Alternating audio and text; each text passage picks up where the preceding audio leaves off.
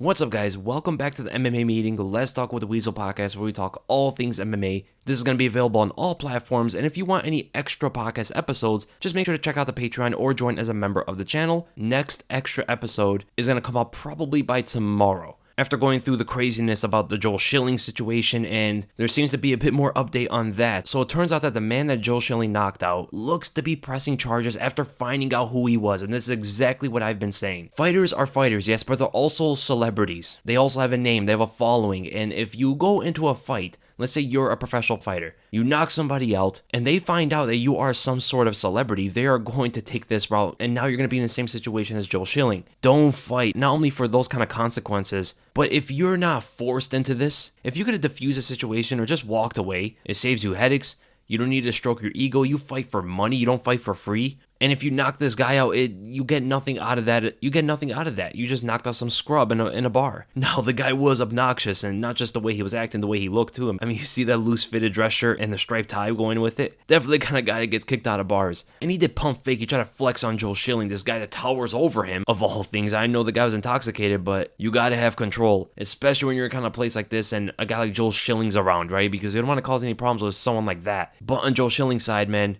just walk away. You get nothing out of this. He didn't even hurt you. And Schilling came out and said that he felt threatened for his life. I think we all know why he said that. But man, that is going to be very hard to believe, in my opinion. And now Schilling is sharing private messages that he's getting from random people saying that they know this guy, he's an abuser, he's this and that. I don't know if those are real DMs. I don't know if he's been taking self-awareness classes with Fabia. But man, it's not really going to help him that much. He walked up to this guy after pushing him aside a little bit. The guy just said something to Joe. Joe didn't need to walk up to him. He could have just laughed at him and just walked away. Kind of like what Michael Bisping did. And Michael Bisping, actually, let's give him some credit. He took a punch to the face by some random guy and didn't do anything about it. He said the punch was so weak that he just laughed. It was so pathetic. There was no reason for Bisping to retaliate. Take that approach. Because at this point now, Joel Schilling's probably wishing he did what Michael Bisping did. That situation could have been easily avoided for Joel Schilling, man. No point in doing something like that. And even his Instagram story after that, he was saying that he's not the kind of guy who calms everything down. He said he's there for the show, and that just goes against him. It just looks like he was stroking his ego for the most part. Don't fight unless you really have to defend yourself or defend someone else, especially when you can easily avoid it. And you're up against some scrub in a bar. I mean, Joe knew what he could do to this guy. There's no point in even going further. And with that update, we have a little bit more of an update with the Dana White and Francis Ngannou situation going on. So, as we all know, there's going to be an interim heavyweight title on the line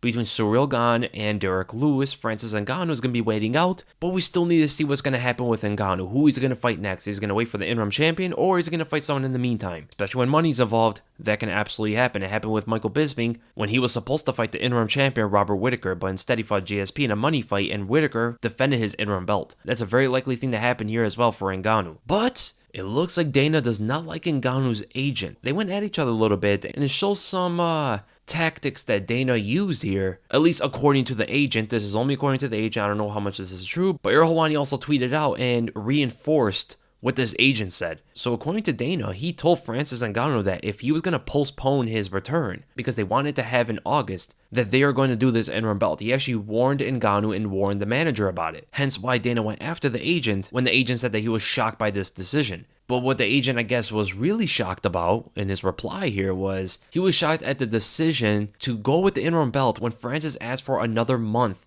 before returning. So Francis Ngannou wanted to return in September, not August. That's a month later. And he also said that Dana knew that Francis Ngannou wanted to return in September. And this seemed to be a while ago because he said that Dana, quote-unquote, made threats after less than 3 months after he was aware that Francis wanted to fight in September. So this was months ago, possibly a little bit after the Stipe win. And Ariel Helwani said that the organization has been using interim threats or stripping threats a lot as of recently and is getting their champions to fight more frequently, I guess. And that is very aggressive. It's very cutthroat as a business. But again, who do you blame for all this? You got to blame the fighters because they're the ones that don't band together, unionize, and stop all this from happening to them because the organization is going to do what they can do. If they are allowed to do this, of course they're going to do it. When there's no pushback, it just makes it all the more easier. Now they can have these interim championship fights and stuff like that. If Ciryl Gane and Derek Lewis, for an example, let's say they said, no, I'm not going to fight for interim belt. Francis deserves what he's asking for. If they stuck it with Francis, they wouldn't have been able to do this. They would actually have to agree with Francis's wishes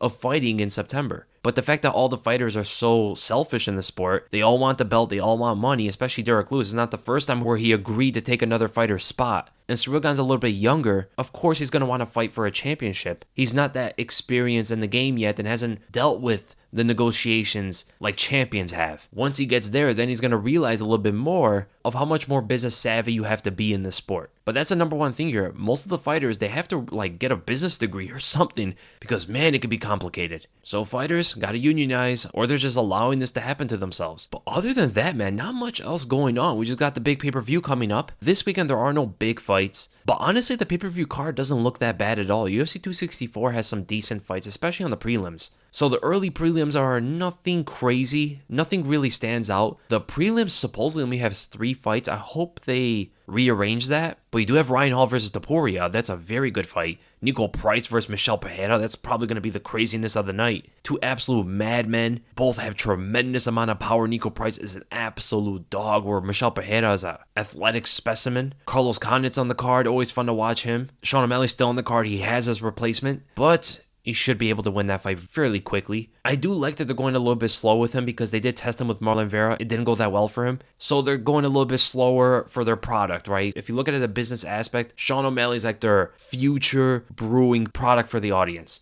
They don't want him to get out there and get wasted. So a little bit slow. I do like this fight for him. But after this fight, they got to test him again because they cannot do to him what Bellator did to Michael Page. Michael Page was supposed to be Bellator's big breakthrough star, but they had him fighting taxi drivers for years. And that only gets the fighter conditioned to fight that kind of competition. Right? His 8th fight in Bellator is finally, I guess, someone who's kind of decent, kind of okay in David Rickles. He fought Paul Daly after that, but Paul Daly's very old at that point.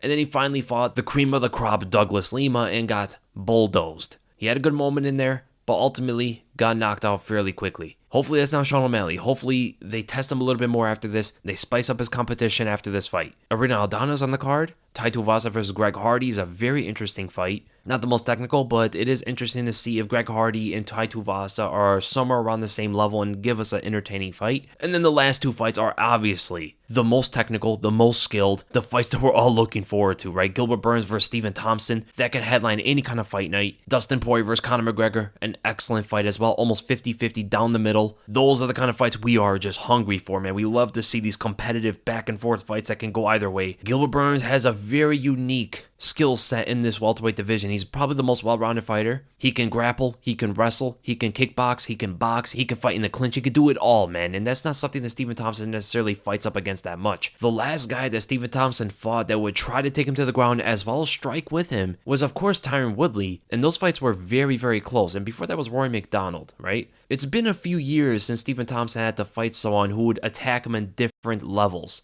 And Gilbert Burns is extremely fast with one-punch knockout power. He just doesn't have the greatest chin, and that is going to be a little bit alarming for him because you could go vice versa. He's never fought anything like Stephen Thompson before. The only way you can prepare yourself to fight Wonderboy is by fighting him. Or you spar him beforehand. Wonderboy's a nice guy. He might just offer that for you. But I do see Gilbert Burns have a tough time of finding the target, especially coming from a distance, because Thompson's not going to let him get in close. Burns is an orthodox fighter, and Stephen Thompson, if he sticks in the southpaw, that side kick is going to keep Burns away at all times. And Burns, even though he's quick, his punching form is a little bit strange. He seems a bit stiff when he throws punches at times, and that's going to be very tough for him to get in close. He's going to need that snappy motion to really get inside of Wonderboy, or at least threaten him from that kind of distance, because Wonderboy has the height advantage, he has the reach advantage, he's very fast as well. And what Burns brings to the table in the striking game, the Muay Thai style that he displays, is something that Wonderboy is always trained up against and always fought up against. On the feet, Burns is not really going to show anything different that Wonderboy has never seen before. Burns needs to focus on wrestling more than striking in this one. The striking game has to be more of a support for his wrestling. His punches and kicks need to set up his takedowns. Do not engage Wonderboy in a long-range striking match, because if he does attempt to strike with him at all, that's what it's going to be. Wonderboy is going to be able to control where the strikes are going to come from. And one big crack from Wonderboy, whether it be a foot or a fist, Burns might go down with one single strike. And of course, the Dustin Poirier-Conor McGregor fight. I mean,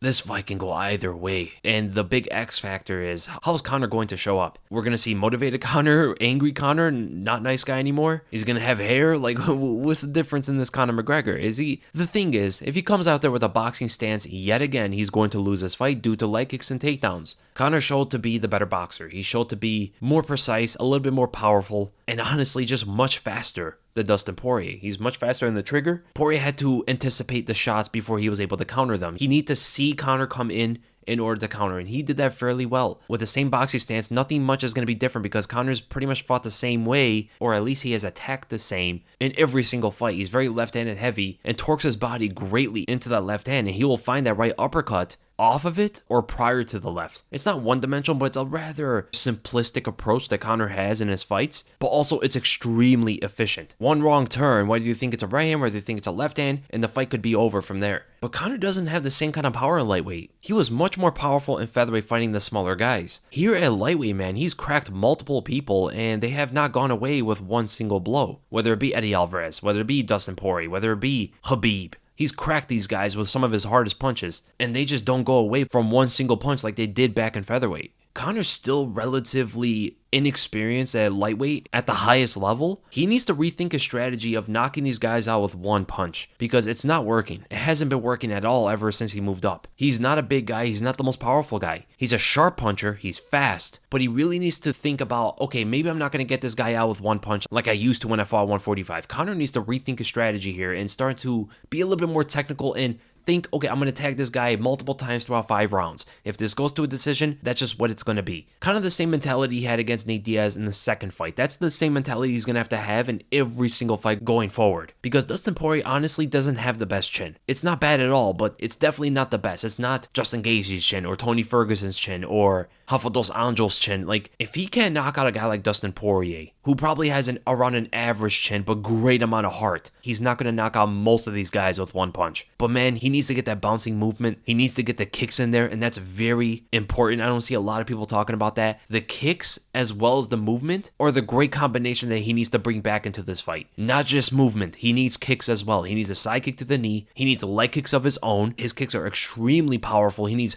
round kicks to the head, side kicks to the body, spinning kicks as Poirier moves away from his left as a way of intercepting that angle and constantly threatening with that so Dustin Poirier sits on the center line a little bit more, and from there Conor could pick his shots down the center line with side kicks, left straights, right uppercuts, right jabs, a little bit of all of that. And if he does that, if he comes out there with the movement and the kicks, I can absolutely see him winning this fight, and in fact, I might lean to his side just a little bit. But Dustin Poirier, honestly, he has a lot to show here too. I mean, he didn't wrestle that much in the second fight. He shot in a couple takedowns. One of them was stuffed very easily, but one of them got through with that shift. The leg kicks are still going to have to be used because even if Conor is bouncing around, the leg kicks are still going to be extremely effective. I think Conor is going to try to counter those immediately. I don't think he's going to let him just slip by and feel out the leg kicks. I think once the leg kicks start, Conor's going to start retaliating immediately with power. And we're just going to see how he's going to defend them. There's multiple ways you can do it, multiple ways Conor can counter those, but that's all going to depend on the way Conor approaches the fight. Dustin Poirier showed to have a really good counter on that left hand. Hopefully that comes back. He's going to watch out for that jab and the right uppercut.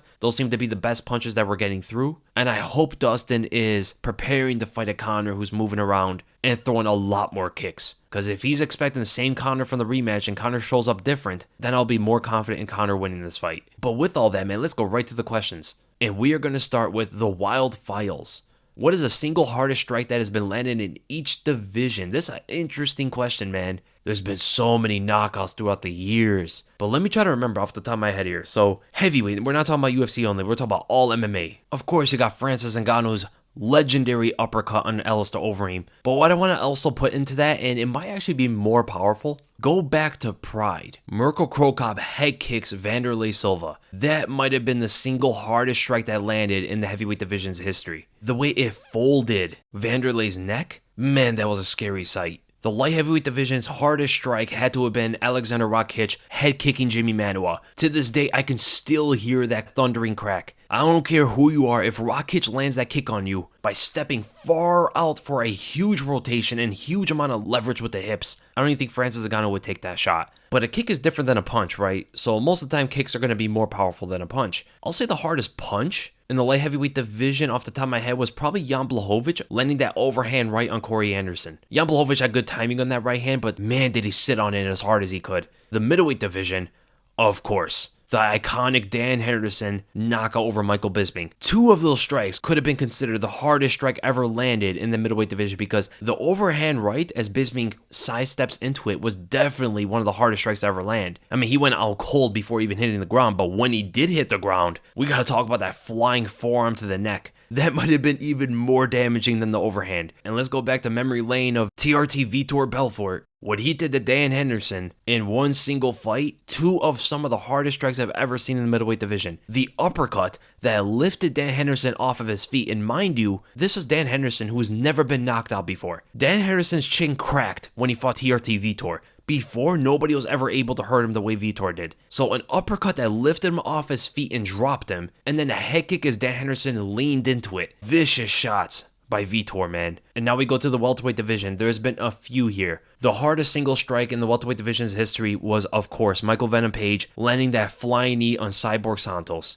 Cracked the guy's skull. I mean, what can you really say about that? That might have been the hardest strike to ever land. He literally broke the guy's head with a flying knee. And there has been another flying knee. Of course, Jorge Masvidal's 5-second flying knee against Ben Askren as Askren leaned into it as well. Those are definitely the 2 hardest strikes of the welterweight division and possibly like top 5 hardest strikes of all time regardless of weight classes. But those are both flying knees. We'll give something else here. Kamaru Usman's knockout against Masvidal. Masvidal has an insane chin, shaped and crafted out of granite, and Kamaru Usman blasted it like no one else has ever done before with a full-cocked, strode-in right hand that made it rain with Jorge sweat in the octagon. Definitely the hardest punch of the welterweight division. The lightweight division, I mean, how could we go further than Edson Barboza's legendary wheel kick knockout against Terry Adam? And sadly, Terry Adam was never the same after this. Not just as a fighter, it seemed like just personality-wise that brain damage must have did something to the guy because he was not behaving the same after that. And I also have to say, Michael Chandler's big knockout over Patricky Pitbull. Just a full flush falcon punch to the face, man. Fully cocked, right overhand to the jaw by the most powerful man in the lightweight division. Probably of all time in the lightweight division. But we go to featherweight here. Featherweight has some interesting big knockouts.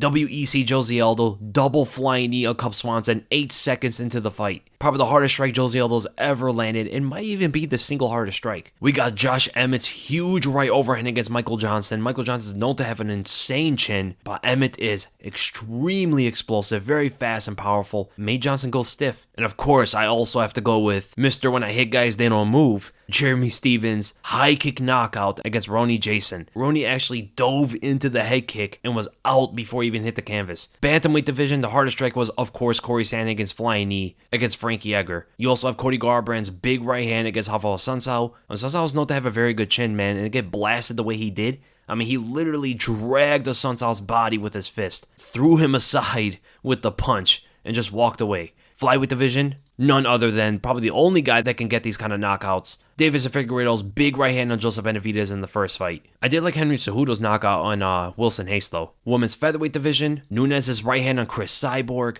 Bantamweight division, I'll probably have to say Nunes' high kick on Holly Holm. Flyweight division, Valentina Shevchenko's high kick on Jessica Andrade, still to this day reminds me of an assassin at work. Lands the kill shot and walks away like nothing happened. It was another day at the office for Valentina. This for me is the most iconic knockout in women's MMA. And then the women's strawweight division, Jessica Andrade's right hook on Karolina Kowalkiewicz. Karolina known to have one of the best chins in the strawweight division, one of the toughest female fighters, and Jessica Andrade puts her down with one single shot. So great question, man. And then we go to Ijaz Ahmed. Hey Weasel, who do you think is the artist, athlete, and fighter in each division? And do you think that Justin Gaethje would become the champion? Thanks, man. Keep up the good work. Thank you so much for the question, man. So the artist, athlete, and fighter. The artist of the heavyweight division is probably Ciryl Gane. The athlete is Francis Ngannou, although he is also a fighter. And I'll say the fighter of the division is, of course, Derek Lewis. He embodies the spirit of a fighter more than probably anybody in the UFC. And then we go to the light heavyweight division. The artist is probably Yuri Prohaska or Magomed Ankalaev. The athlete is none other than Dominic the Athlete Reyes. And the fighter is Thiago Santos. Jan Blachowicz is a mix of an artist and a fighter. The middleweight division. The artist is, of course, Israel Adesanya, might also count Darren Till in there. The athlete is Uriah Hall, 100%. He embodies that spirit probably more than anybody else. And the fighter is Kelvin Gastelum and probably Marvin Vettori as well. The welterweight division. The artist is 100% Wonderboy Thompson. He's probably the most artistic fighter in the UFC. The athlete is Michel Pereira. And for the fighter, it's pretty hard. You can say Vicente Luque, you can say Nate Diaz, you can say Jorge Masvidal. I lean equally to Vicente Luque and Nate Diaz. The artist of the lightweight division is Charles Oliveira. The athlete is Kevin Lee. And the fighter are Dustin Poirier and Justin Gaethje. I'd probably say equally. But there's a lot of fighters in this division that embody a fighter, probably more than any other division. I mean, when you got Charles Oliveira as a fighter, Dustin Poirier, Justin Gaethje, Michael Chandler, Conor McGregor, Tony Ferguson, Rafael dos Anjos, Dan Hooker. This is the division that embodies the spirit of a fighter. It's probably the reason why we love it so much. The artist of the featherweight division is Ryan Hall. The athlete is Yair Rodriguez.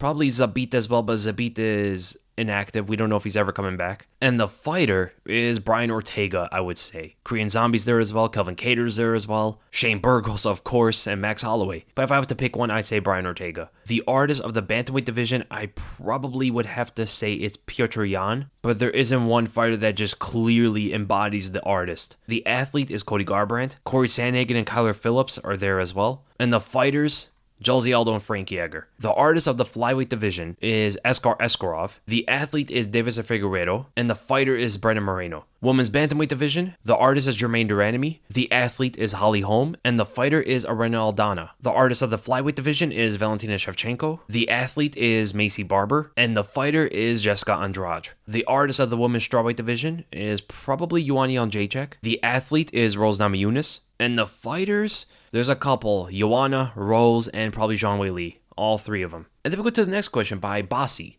Would you be interested in making a new series called Their Journey, where you go through a fighter's career, your subscribers vote for the fighter, you go from the first ever fight and break down their fights and how they change and develop throughout their career with each of these fights. This will require multiple episodes per fighter, as fitting in the whole career fight breakdown in one video would be too long, unless we were talking about CM Punk. That would be interesting, so it does remind me of something similar I have done. Not necessarily breaking down fighters, but I've done legacy videos on Michael Bisping, Uriah Faber, Dan Henderson when they retired, but that's more under just career accomplishments and stuff like that. I did something with Conor McGregor where I broke down every single fight, not entirely of course because it would take too long, but the most important moments in all of his fights, beginning with his UFC debut all the way to the most recent at the time, which I think was Donald Cerrone. Maybe. It would take a lot of commitment. It would be my primary focus. But as of right now, I'm not looking to do that. I have a lot on my plate, maybe in the near future. Your next question says, I've had my doubts of him as a president, but I think Dana is great for the UFC. Agreed, yes. Dana's not only great for the UFC, he's great for the sport. Of course, there's always good and bad with anyone in power, right? Anyone who controls the world. But honestly, man, when I look at boxing, when I look at other combat sports, when I look at wrestling, and see how corrupted those sports are, Dana is way better than probably any boxing promoter I've come to know of, and keeps things correct for the fans. He gives us what we want for the most part. And he doesn't go the entire circus route like boxing has, right? He'll bring in CM Punk and James Toney, but he won't have them fight the best that he has as a pay-per-view main event or something like that, you know? For the most part, we're seeing the best fighters in the world compete against each other. The only thing going against it really are some of the negotiations behind the scene with the fighters and the pay and all that other stuff, but that's on the fighters, man. They gotta do something for themselves. They gotta stand up for themselves. And then the Weasel's top 3 Netflix shows. P.S. Sons of Anarchy is my favorite and definitely worth a watch if you haven't seen it. My 3 favorite Netflix shows.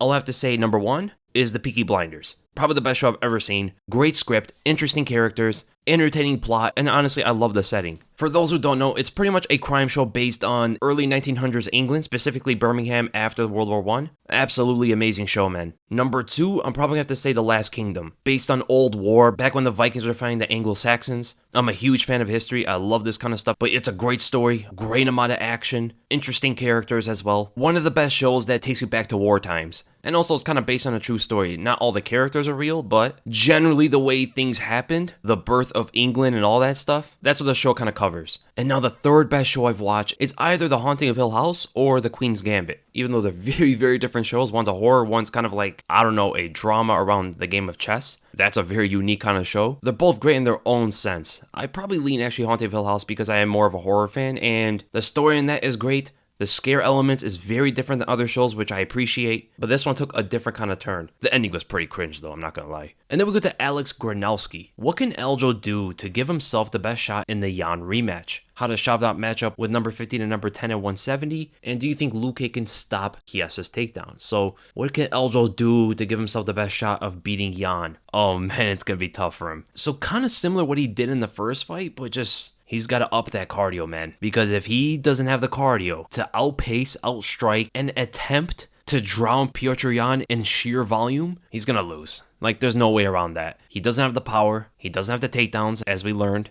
He's not fast enough. He's not tricky enough. The best chance he has is to be 5 rounds ready of just throwing shots at Petr Yan and don't let him get going. He tried to do it in the first fight, and he was gassing out early. That is honestly his best chance. It's kind of interesting how he doesn't have power, doesn't have great cardio as well. That's very interesting coming from Aljamain Sterling, because usually fighters either have power or they have crazy cardio. Aljo doesn't really have either, and that's going to be an issue to whoever ruled this division. And the Shavkat Rakhmonov versus number 15 and number 10, so how's he fight Muslim Salikov? Honestly, I could see that fight going either way. Him versus Sean Brady, I'm going to go with Shavkat, but that's a hard fight as well. Sean Brady is better than number 14. I think he beats Santiago Ponzinibbio. I think he beats Li Jingliang. I think he beats Damian Maia fairly easy. And I think he beats Jeff Neal as well. And then can Luque stop Chiessa's takedown? Yes, he can. Chiessa's not the best wrestler. He's very strong and big. Crazy to think about he fought at lightweight and he's still considered a big welterweight. If he gets that body lock on you and tries to trip you out against the cage, that's where it's going to be pretty tough for Luque. So Luque is going to have to keep a moderate amount of distance between him and Chiessa, and also be the pressuring fighter by threatening him with his power, constantly feinting at him, and getting Chiessa to move back a bit. Chiessa is not a great striker. He has deceptive power, but he's not that fast. He's not that fluid. His technique is not all that good. Luque is not going to have a problem at all with Chiessa in the striking game. Therefore, he's going to have to shut down the wrestling by controlling the space. So yes, I do think if he approaches the fight correctly, he can defend the takedowns. But if he gets pushed up against the cage and Chiessa locks his hands, Luque is probably going to the ground. And then with the Felix, 2 scenarios. Number 1, you are Max Holloway's coach, and he's about to get ready to fight Volkanovski a 3rd time. What do you teach him so that things will be different this time around? And number 2, you are Whitaker's coach, and how do you solve Adesanya and get your man to be the champion once more? So I actually answered the second question in my last podcast at great length. I'll just answer the first question and I'll move on to the next ones. So what can Max Holloway do a little bit different?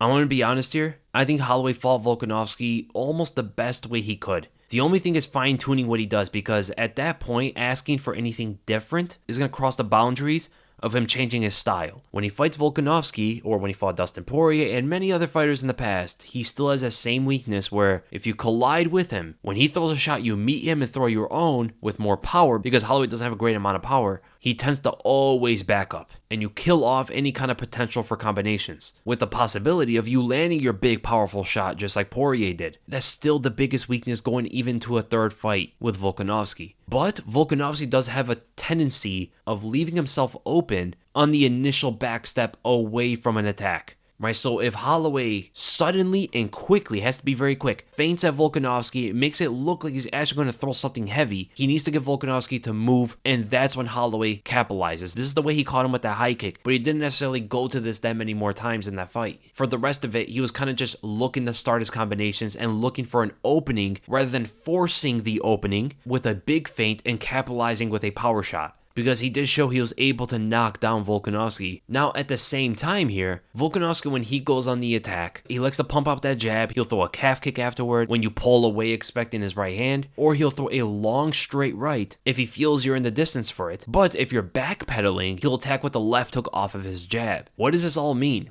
He attacks heavy after pumping out the jabs. If Max Holloway can read the jabs a little bit better, backstep maybe one time, move away just one time to feel out and see what Volkanovski is going to attack with. There are many opportunities to counters in that brief moment there. Countering Volkanovski is not the easiest thing to do, which is why you have to give Max a lot of credit for finding that uppercut in that first round. But you're going to have to find those openings, man. Right? When you're fighting someone like Volkanovski, he's the cream of the crop. He's the best guy in that division. This is the way you're going to have to tag him. Very brief, small openings that Max is going to have to explode on. And then with the Caleb Schmidt, favorite fighters who are awesome yet terrible at the same discipline. For an example, Dominic Cruz has great footwork and ring craft, but terrible punching form. Vicente Luque has great punching form, but very slow feet. I'll have to say probably Jorge Masvidal. He has great kickboxing offense. Punching form is pretty good, his power is good, his timing's excellent, and his mix-ups are extremely tricky. But at the same time, his defense is a lot more one-dimensional. As multi-dimensional his offense is with his strikes, his defense is a lot more one-dimensional. and at times he's a little bit too comfortable with his defense. We don't tend to see him be comfortable with his offense. This is why you see him try to parry counter with left hooks when Kamaru Usman is throwing a jab and a right straight. You don't do it to a right straight, you do it to a jab. Or against Nate Diaz, he stuck on the defense and looked to just move with the punches, and ultimately was getting caught by the later strings of those combos. And then we go to Sebastian Chantry, who has the best jab in each division. And how's your training going? Any matches planned? Have a good day, mate. Greetings from Sweden. Thank you so much, man. Shout out to Sweden. At heavyweight is Cyril Gahn. Light heavyweight, I'll probably have to say is Anthony Smith. Middleweight, man, there's a lot of good jabbers on this one. I would say Whitaker uses it more than everybody else. Therefore, we see it more. So I'd probably say Whitaker. Welterweight, Kamaru Usman, 100%. Lightweight, it's harder to pick either Charles Oliveira or Rafa dos Anjos. They use it differently, but they're both very effective with it. Oliveira has that long stretch, snappy jab, but Rafa dos Anjos lunges in there with it and looks for combinations. Completely different kind of jabs for different reasons. Featherweight division, I probably have to say Max Holloway. Although Calvin Kattar has a very good jab, Shane Burgos has an excellent jab. Bantamweight division, Raw Font for sure, man. The flyweight division, definitely Brennan Moreno. Women's bantamweight division, I'll probably say Germaine Duranamy. Women's flyweight division is Valentina Shevchenko. Women's strawweight division, Joanna Jędrzejczyk. And how's my training going? I haven't been training too much, to be honest, as of late. Just doing stuff here and there, nothing extensive. And then we go to Paul Youngblood. Who wins this MMA fight? TheWeasle versus Valentina Shevchenko. No matter where or how the fight goes, TheWeasle wins.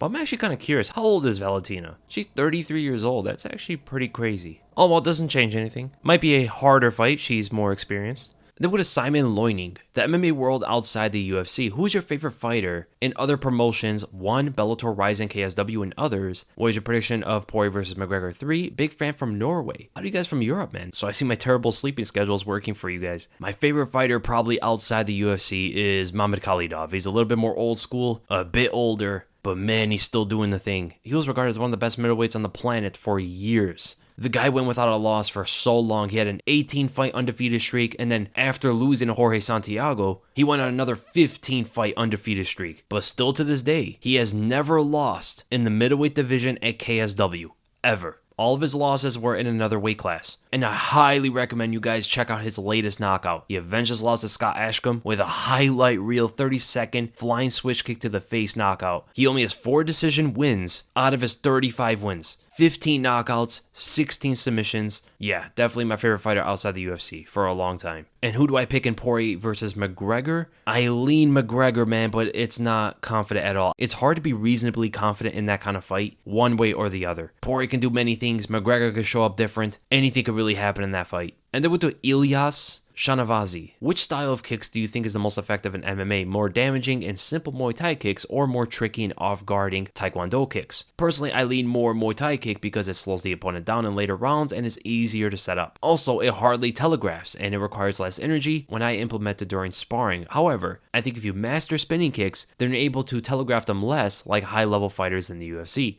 I love your breakdown videos. Keep up the good work. Thank you so much, man. Yeah, entirely different kicks. Now, what I will say is, if you don't have a background in traditional martial arts, whether it be Taekwondo or other versions of karate, don't go for the spinning stuff. Don't go for the flashiness. The simpler Muay Thai style kicks are generally going to be better as they are the basics of MMA. If you think of MMA as like a martial art, it's not a martial art. But if you simplify it to that, the Muay Thai style kicks are like the basics of MMA. Just like boxing is part of it as well. Double X, single X, some trips against the cage, slow moving Brazilian Jiu-Jitsu moves as well. Those are like your basics of MMA. You want to learn the Muay Thai kicks and perfect those as much as possible before going on to the spinning stuff. Because you're going to need the dexterity, you're going to need the flexibility, you're going to need the power that you could generate from the Muay Thai style kicks and bring that into the spinning stuff. Because at that point, all you got to learn is the technique. You don't need to learn all the other stuff because when you're learning flashy kicks, your fundamentals are going to be poor. Just like in boxing, right? They say Roy Jones Jr. for an example. Roy Jones Jr. is one of the greatest boxers of all time, right? But he's the perfect example of a boxer who did not rely on the fundamentals. His fundamentals were pretty poor. He rarely used a jab. He will start exchanges with a leaping left hook and use his speed as his offense and his defense, not necessarily the technique and the fundamentals. That is why you saw Roy Jones Jr. fall harder than most boxers in boxing history. When he got a little bit older, his speed went away. When his speed went away, his foundation went out the window as well. That is why you're able to see Bernard Hopkins, who was a former opponent of his. He went into his 40s and 50s as a professional boxer and did very well for his age. Why did Bernard Hopkins do better than him? Because Hopkins' foundation was based on the fundamentals. That is why. You're able to go farther in the sport if you know the fundamentals. And here's the thing, man. When you learn the flashy stuff, spinning kicks and all that, you don't want to learn the fundamentals at that point. You want the exciting stuff. You want the highlight reel knockouts. You want Joaquin Buckley spinning back fist to the face kind of knockouts. You don't want the boring stuff, right? And because fundamentals are probably the most effective thing in all combat sports, that is why the Muay Thai kicks are going to be way more effective than the spinning stuff. The spinning stuff are going to be used after learning the Muay Thai kicks. But here's the thing now. If you bring in a Muay Thai fighter and a Taekwondo fighter into MMA, they have their base, they came from a different sport, so they know what they know. The kicks are very different. I still say that Muay Thai kicks are going to be more effective, but the Taekwondo kicks can also be extremely effective as well, depending how you use them, depending how you set them up. But you're not going to use those kind of kicks as many times as you're going to throw Muay Thai kicks. Like you said, they cost a little bit too much energy, and they could be highly telegraphed if you constantly go to them. That's why you used to see Rodriguez, for an example, with so many of his kicks in the past. Now what do you see from him in some of his more recent fights? Muay Thai kicks, standing his ground, stepping into them, roundhouse to the body, roundhouse to the legs, kind of kicks you don't throw in Taekwondo. But he's finding the Taekwondo kicks in mere moments, trying to catch the guy off guard. So you can actually kind of condition your opponent with the usual fundamental Muay Thai kicks and trick him to fall into a Taekwondo spinning heel kick to the face, which generally is going to have a little bit more power. Therefore, always, Muay Thai kicks have to be used more than Taekwondo kicks. That's just how it's going to go. But what I will say is,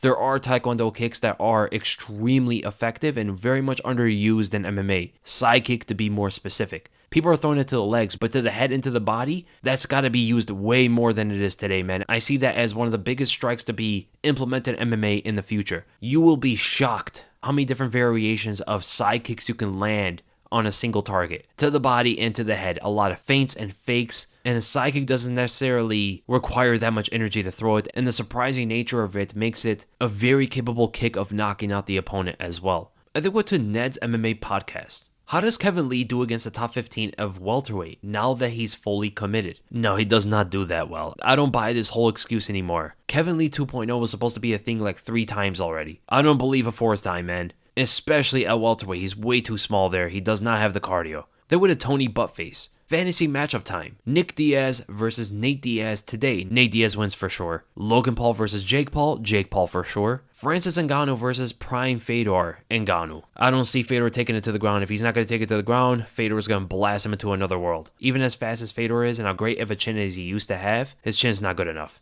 Conor McGregor versus Nate Diaz in a trilogy. I'm going to go with Conor McGregor, but I do expect it probably being a tougher fight than the second one. Rocky Marciano versus Mike Tyson. Gotta go with Mike Tyson for sure. Completely different era, different kind of athlete. Mike is much bigger than him. But even still, Rocky's toughness and his chin combined with his power and his ability to go 15 rounds and only build on his output makes it for a very interesting fight, man. If Rocky connects one time with that big right overhand, Tyson would probably go out, but I think Rocky could take a few from Tyson. And then Fury versus Ali, I'll say Fury 100%.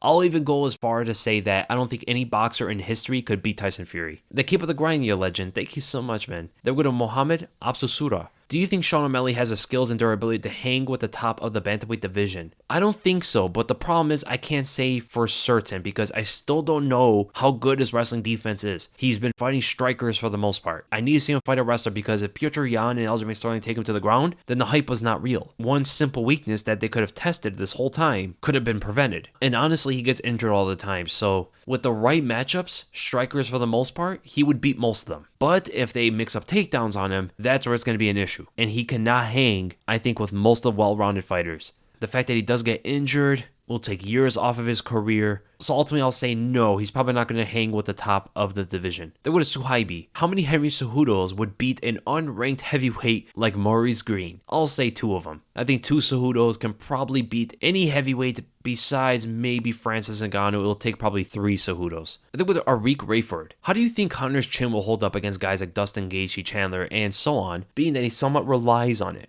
So I think Conor's chin is actually pretty good. He's never gotten knocked out with one big punch. He's taken some big blows in his career, and he did get knocked out by Dustin Poirier, but it took a huge barrage of shots to put him out. The issue with this is, after a knockout of Dustin Poirier, his chin is not going to get better. His chin is going to be weaker after that fight. So at this point, Does his chin hold up against Dustin? I think it can. But against Gaethje and Chandler, he gets hit one time by those two guys and he might actually go down. So no, I don't think his chin is good enough to take Gaethje and Chandler shots, but I think he could take a few from Dustin. I think he could take some from Oliveira. I think he could definitely take some from Dariush. Definitely take some from Tony Ferguson, Rafa dos Anjos, Dan Hooker. Pretty much every guy in the division besides Justin and Michael Chandler. Then your next question, also you're stuck on an island with Dana White. The way off is to work a minimum wage job and negotiate a way onto his yacht after years of saving money, or enter the fighting pits against the top 10 heavyweight GOATs. So what you're saying here is, in this fighting pit, even if I lose, I gotta keep going? Hey, I know a thing or two about business. I'll go the negotiation route. I'll try to sweet talk my way onto a yacht. And what do I even get if I beat the top 10 heavyweights? Bragging rights? Like, what do I get out of that? It's just pain, and then at the end of it, I get a pat on the back for doing it. Getting on the yacht with Dana and saving money, there's a little bit more opportunity out of that. And then with a 4J8, when I'm on the toilet, I keep wiping and wiping, but the toilet paper never comes back clean. Okay, probably means he didn't pass everything. Anyway, my question is, do you think TJ will rise back to the top, or has his break been too long, or has the division passed him up? Yet another question about excrement. So TJ Dillashaw possibly can. Yes, he does have the skills to absolutely claim that belt again. Petr is his biggest test. Corey Sandhagen is going to be a tough one as well. Honestly, most of the other fighters, I do see him beating. It's just really Corey Sandhagen and Petr that are the difficult matchups for him. Therefore, no, I don't think the division has passed him up. Honestly, when he was the champ, he seemed ahead of his time. He was doing things that still fighters today aren't even doing. And he's one of the only fighters in the division that mixes up takedowns with his strikes. That alone is a very valuable asset. If you guys are wondering what I meant about the excrement joke, TJ Dillashaw likes to knock out his training partners. Then we go to another question by Mohammed Absasura. Looks like a lot of people like your questions. Does Stephen Thompson have the best chance at beating Usman in the welterweight division given his unique style? He could. His ability to control distance on Usman, who doesn't have the best footwork, and that Thompson's not going to be that threatened by Usman striking for the most part. If he starts respecting Usman's power, then I can see Wonderboy having a difficult time, because if he respects the power, he's going to back up. The threat of the power is going to cause him to back up, and therefore Usman is going to be able to drive a takedown into the cage and do his magic. If he doesn't respect the power that much and tries to control the distance as much as possible by throwing constant attacks in front of Usman's face, side kicks, long punches, feinting constantly, if he just keeps a busy output at a distance, Usman might get caught by something big, slapping high kicks that he just does not see coming. Also, the side kicks to the body are going to be a great weapon for him, as Usman likes to keep a very squared stance to the opponent. That's excellent for Wonderboy Thompson. So yes, he absolutely has a style that probably could be the best chance at beating Usman. In terms of fighting Usman at his strengths and competing by challenging him, it's still Colby Covington. Then go to Ted Bradby. Who do you think are the best referees in the sport? Say top 5. Now, every ref has done a bad job here and there, and they've all done a good job here and there. But what I will say is the gold standard today is Jason Herzog. The way he's able to stay focused in there and be very aware of what's going on at most times is something that most refs today do not do. And he seems to be genuinely concerned for the fighters, as a ref should. Another great ref is Mark Goddard. He's extremely assertive, and I like that style of his. Doesn't make too many mistakes, but he has made some as of lately. Mike Beltran is an excellent referee, also very assertive. They take that Big John McCarthy style. Big John was pretty good back in his day. I mean, he was a ref for so long, so of course he's had many mess-ups, but he's also had extremely good calls as well. And I'll also say Herb Dean, but as of late, he hasn't done the best job. But we can't forget what he did in his prime. Then we go to Shane Stroud. What do you think of that fat jiu-jitsu guy trying to snap the UFC's fighter's elbow from the underhook position? I can't stop thinking about how terrible it was. Or you're talking about Orlando Sanchez, the high-level Brazilian jiu-jitsu artist who actually competes. And man, this just reminds me of all the terrible training partners that you have to experience so you know that you have to avoid them. I mean, what can you say? The guy's a slime ball for that. So obviously Sanchez is a strong, big guy, right? He's very heavy. And he quickly cranked on that overhook so fast. You know he just wanted to get that in there. Purposely tried to injure Sean Strickland. That was the most disgusting thing about it. Sanchez got lucky that Sean Strickland didn't turn it into a real fight. I mean, he warned him. He's like, I could turn this MMA very quickly. And we all know Orlando Sanchez would not like that. It's a different situation than when John Jones did it to Glover Teixeira because they were fighting each other, right? This is just training. Sean Strickland is probably paid Orlando Sanchez to be there. You don't try to hurt the fighter, right? You actually have to lean more into get beat up by the fighter rather than beat them up, you know? If you lean a certain way, whether you're thinking about, do I hurt him a little? Do I push a little bit more and try to actually hurt this guy? Or do I just kind of let him do what he needs to do to me just to feel this out a little bit more? Good training partners are generally going to lean to the latter. They're not going to push it too hard because they understand this training camp is for the fighter. If they need to try things on me, I'll let them try a little bit, and I won't try to hurt this guy, you know? This is why Justin Gaethje has been universally known to be one of the best training partners, because he will literally let you beat him up in training to try things out. When you got guys trying to hurt you, like Orlando Sanchez, those are the kind of guys you want to avoid. Now, obviously, you want training partners to push you, right? Especially high-level Brazilian Jiu-Jitsu artists like Orlando Sanchez trying to get Sean Strickland's BJJ ready for his next fight. But you're already a higher level than Sean Strickland. You're better grappler than Sean Strickland is. So why you have to go so hard? Why you have to try to hurt him? You can let him get you in some bad positions and show him how you get out of those. All we know is Sanchez is not going to be in a lot of guys' training camps from now on. Then we're going to Saqib Shah. Best body kickers in the UFC right now. My picks are Blachowicz, Masvidal, and Barboza. I actually agree with you almost entirely right there. Yeah, Rodriguez is a good body kicker as well, but those three are probably the best body kickers. Barboza is probably the best kicker overall. He just does everything almost perfect. Masvidal is a very good kicker, and Blachowicz's power that he generates in those kicks to the body. I mean, look what he did to Dominic Reyes. Couple kicks in there, and you thought Dominic Reyes was changing colors, like he was a chameleon or something. I think with Alberto Amoruso, what's the biggest animal Ngannou can defend himself from bare hands? Also, do you think Poirier can rise up to welterweight? And who do you think he could beat among the top-ranked fighters of that division? So the biggest animal Ngannou can defend himself from. Okay, so let's set some boundaries here. He cannot fight a gorilla. He cannot fight a bear. Or at least a brown bear. He might be able to fight a black bear, maybe? He'd probably strangle an ostrich. Definitely not fighting a hippo. Definitely not fighting a bison. He could probably knock out a wolf. Let's think of some cats. So he could probably beat a cheetah. Cheetahs aren't that strong. They're kind of small. They're very fast and they go for your neck. But if Ngannou plays his hand right, he could potentially defend himself from a cheetah. Could he defend himself against a tiger? How big are tigers? No, he's not fighting a tiger. Never mind. Tigers are like 10 feet long. What the heck? And they're like 500 pounds. Could he beat a cougar or a jaguar? Those are probably the limit for him. I don't think he can actually do it. They're pretty big. 7 feet long about. The cougar is a little bit bigger than the jaguar, but I know the jaguar is stronger than the cougar. I mean, I think they have the strongest bite force out of any cat, where they can literally shatter a turtle shell. Ngannou's obviously much bigger than they are, but they might be stronger than him. They go for the neck. One bite from either of them and it's probably over. Yeah, Ngannou's not going to deal with them, but I think that's like the lower end boundary of what Ngannou can possibly go up against. So the cheetah is probably the biggest cat that Ngannou can beat. In terms of primates, maybe a chimpanzee. Chimps are roughly like 1.5 times stronger than a normal human. Chimps are also much, much smaller. Average height being about 4.25 feet, weighing 100 pounds. That's probably the most equal fight for Francis Ngannou. But Ngannou is not going to be an orangutan who are roughly 7 times stronger than a normal person, and definitely not beating a gorilla who can get up to 10 times stronger than a normal person. Now, can Poirier rise up to welterweight? Yes, but I don't think he's going to be that successful. He doesn't have the power that makes a difference. His BJJ is pretty good, but there's a lot of strong wrestlers, and they're probably going to shut all of that down on him. I mean, you got Gilbert Burns, who completely eclipses Poirier's BJJ. Lightweight is the division for him. He should not be going up to welterweight unless he's participating in some money fights. But let's see, among the top ranks, who could he beat? He's not beating Usman. He's not beating Covington. I don't think he beats Burns. Burns' chin being a liability is the only chance Dustin has in that fight.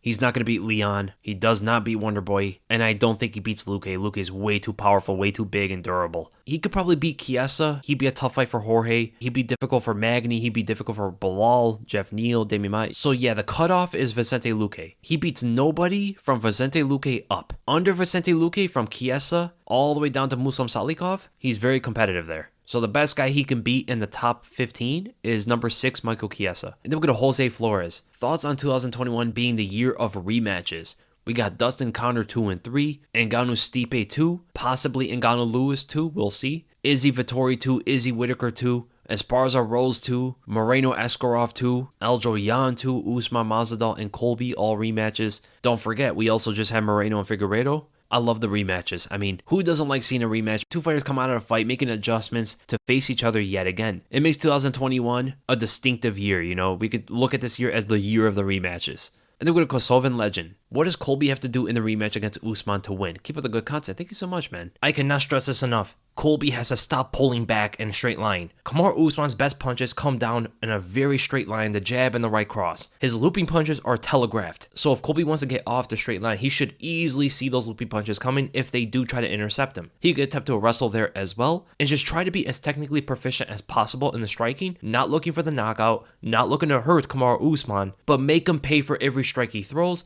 and put put the pressure on him, outpace him. Of course, the whole Colby Covington style, drown the opponent in volume. They are in opposite stances, so when Colby sees Kamaru move forward, he knows that Kamaru is going to take the outside foot. Therefore, it gives Colby even more room to slip on the outside of the punch and then chase down Kamaru's error. Whenever Kamaru misses that big punch and he has to pivot in order to get back in his stance and face the opponent, he kind of stumbles over his feet a bit, and that's where Colby, being the better athlete, at least he looks like it, pivot before Usman does and make him pay for it. Punish those big shots. He's going to have to stay a little bit closer to Usman. He cannot be too far away, so closer boxing range is where Colby's going to want to stay at.